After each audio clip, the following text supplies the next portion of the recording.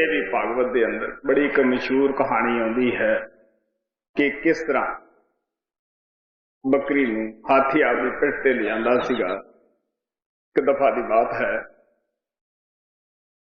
कि शेर आंदा सीगा, बकरी बेचारी सहन गई, ये मैनू खा जाएगा। फिर दिल च ख्याल आया कि बकरी भी पे शेर नहीं खाता होंदा गा, ये सूरमा होंदा है, शरण आए दी जरूर रखिया करदा है, फिर पालना करदा है। वो बकरी अधीन होके लेट गई, अपनी जवान विच शरण शरण बेचारी लगी करना।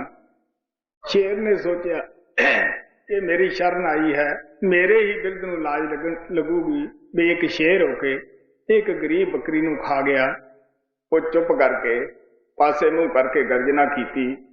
वो हुण जंगल का बादशाह सी, सब जीव जंतु इकट्ठे होए, हुक्म की उड़ीक करन लगे। वो कहन लगा, देखो बई कोई भी जानवर इस बकरी नूं ना मारे, अगर कोई मारेगा तो उसकी जान नहीं बख्शी जाएगी। कोले हाथी भी खड़ा सीगा, उन्होंने कहना, देख भी प्यारे, अगे वास्ते इहनूं जंगल की सैर कराया कर, पिठ ते चक के, जिस भी ये फल नूं खाना चाहे उत्थे रुकया कर, जैसा भी चाहे इसकी तू सेवा करनी है। ये की सीगा? शरण का फल सीगा। और गुरु की शरण विच जिस तरह की बकरी ने आपकी जान बचाई सी, सो प्यारे वो जिहड़ा शेर काल है, इस तो असीं किस तरह बच सकते हैं जब तक असीं गुरु की शरण विच वो बकरी की तरह नहीं पैंदेगे। सो इस वास्ते आप प्यार नाल कहंदे आ, पानी विच ही पानी समा सकता है, गुरु विच सेवक तद ही जाके समाएगा जो अपनी हस्ती नूं खत्म करेगा, नाबूद करेगा। प्यारे बच्चों, बाबा जी ने अभी जो कहानी बताई उसको मैं हिंदी में कहने की कोशिश करूंगा। कहानी का शीर्षक है शरण का फल। अगर हम गुरु की शरण लेते हैं या किसी की भी कोई शरण लेता है, उसका क्या फल मिलता है उसको। बाबा जी ने बताया कि भागवत गीता में बकरी और शेर की एक मशहूर कहानी आती है कि किस तरीके से हाथी बकरी को अपनी पीठ पर बिठाकर ले जाया करता था। कहते हैं कि एक बार की बात है कि बकरी के सामने शेर आ गया जंगल में। बकरी डर गई कि मुझे शेर खा जाएगा, लेकिन कहते हैं कि उसके दिल में ख्याल आया, उसको वो सोच आई कि कहती कि शेर के आगे अगर कोई लेट जाए तो वो मरे हुए को नहीं खाता, जिंदा का शिकार करके खाता है। तो उसने वही सोच के वो लेट गई और शेर आया, उसने देखा कि ये तो बेचारी लेटी हुई है। उसको भी पता होगा, लेकिन उस कहावत के अनुसार कि वो मरे हुए को नहीं खाता, तो वहां से साइड होके उसने जोर से गर्जना की और सारे जंगल के जानवर इकट्ठे हुए और उसने सबको बताया कि देखो, ये कोई भी इस बकरी को नहीं खाएगा क्योंकि ये मेरी शरण में है और इसको कोई नहीं खाएगा। और वहीं पास में हाथी भी खड़ा, तो उसको बताया गया कि देख भाई, तो इस बकरी को पीठ पे बिठा के ले जाया करेगा और घुमाया करेगा, जो भी ये खाना चाहे वहां तक इसको पहुंचाएगा और इसकी देखभाल करेगा। उसने वैसा ही किया और बकरी को वो अपनी पीठ पे ले जाके घुमाया करता था। ये सिर्फ और सिर्फ कहानी है, लेकिन सेवक के लिए बहुत बड़ी बात है कि अगर जो भी सेवक, ये बच्चों के लिए भी है और बड़ों के लिए भी है, कि अगर हम गुरु पे भरोसा करते हैं और उसकी शरण में जाते हैं और अपने आप को समर्पण कर देते हैं। बकरी तो चाहे उसने एक्टिंग किया और लेट के शेर मरे हो को नहीं खाता, लेकिन दाता जिंदा इंसान अगर देह रूप में रहते हुए सच्चे मन से अपने गुरु के आगे समर्पण करता है, उसकी रजा में रहता है, उसकी मौज में रहता है, गुरु का बाणा मानता है, तो गुरु भी हमेशा अपने सेवक की लाज रखते हैं। वो हर तरीके के दुखों से उनको बचाते हैं, बहुत सारी मुसीबतों को बहुत कम कर देते हैं। हमने देखा है कि अक्सर हम कहते हैं कि मेरे ऊपर बाबा जी ने बड़ी दया की, मेरी बुरे वक्त को, सूली को सूल बना दिया। और ये ऐसे लाखों नहीं करोड़ों उदाहरण है कि किस तरीके से गुरु ने हम सबकी मदद की। हर सत्संगी इस चीज का गवाह होगा। उसको उसकी जिंदगी में हजारों ऐसे मौके आए होंगे कि जब गुरु ने उस पर दया करके और सामने दिखता है कि किस तरीके से गुरु दिया करते हैं, लेकिन हमारा मन ये बहुत जल्दी में रहता है, बहुत बाबा जी कहा करते काली में रहता है, इसको बहुत जल्दी रिजल्ट चाहिए, बिल्कुल विश्वास नहीं करता, क्योंकि हमें अपने कर्मों का पता नहीं होता कि पिछले जन्मों में हमारे कैसे कर्म थे। हमारे ऊपर थोड़ी सी भी अगर बुरा वक्त आता है, परेशानी होती है, तो हम बहुत जल्दी अपने गुरु से भरोसा छोड़ जाते हैं और गाहे बगाए ऐसी चीज़ों का आसरा लेने की कोशिश करते हैं कि जो दुनियावी तौर पे भी ठीक नहीं है, सच्ची नहीं होती, उनका कोई फायदा नहीं होता।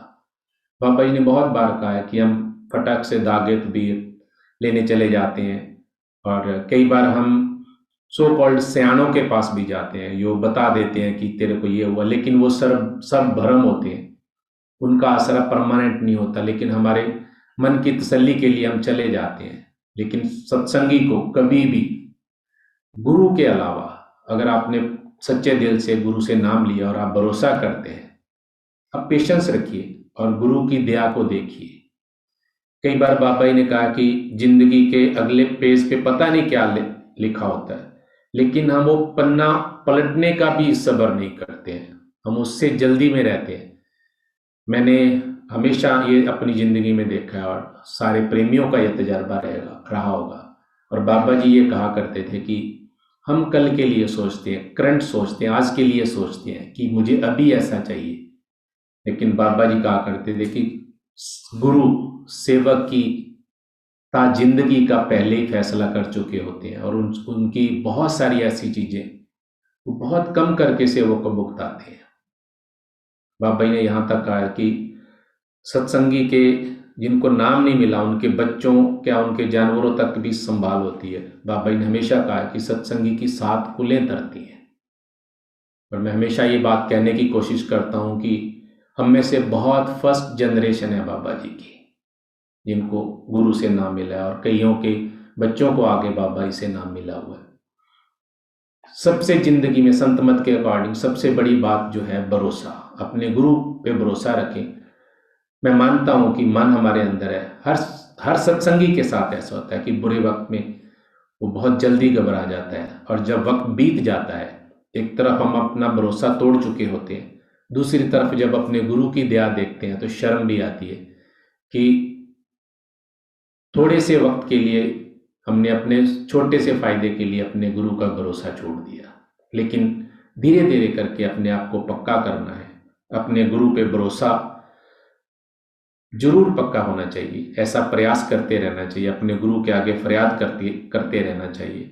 मैंने शायद एक बार पहले भी कहा था कि गुरु का जो भरोसा होता है वो बिजली के फ्यूज की तरह होता है, दिखने में बहुत महीन बारीक होता है, वो छोटे से एरिया में होता है, लेकिन कितना बड़ा लोड वो फ्यूज के थ्रू निकलता है।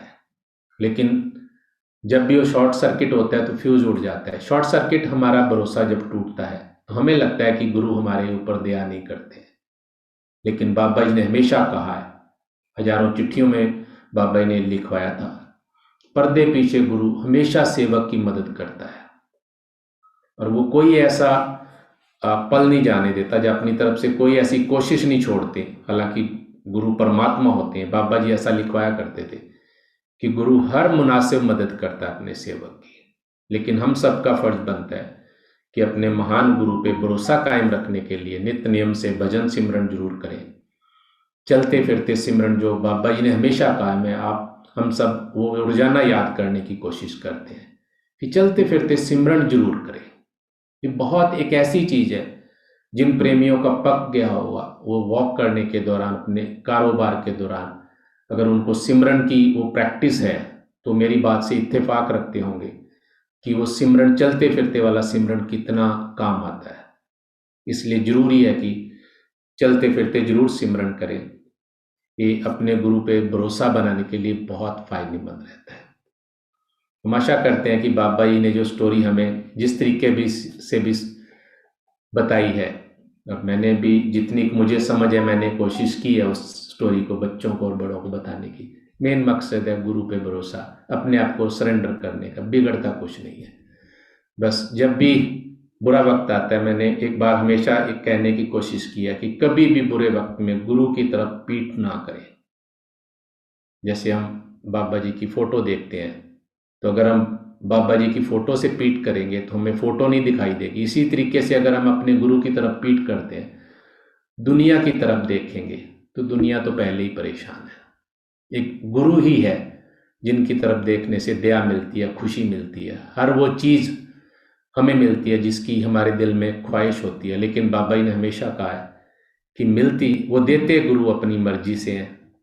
कई बार हमारे फायदे में नहीं होता, गुरु उस वक्त नहीं देते, लेकिन देते जरूर है, वो अपने हिसाब से देते हैं, क्योंकि हर सत्संगी की गुरु ने पूरी प्लानिंग कर रखी है और सब पे दया करेंगे। और जैसा बाबा जी ने कहा है कि एंड ऑफ द डे वो अपने घर जरूर लेके जाएंगे, इसलिए उसके लिए प्रयास जरूरी है। और मकसद एक ही तरीका है कि अपना भजन सिमरन जरूर करें और चलते फिरते सिमरन जरूर करें।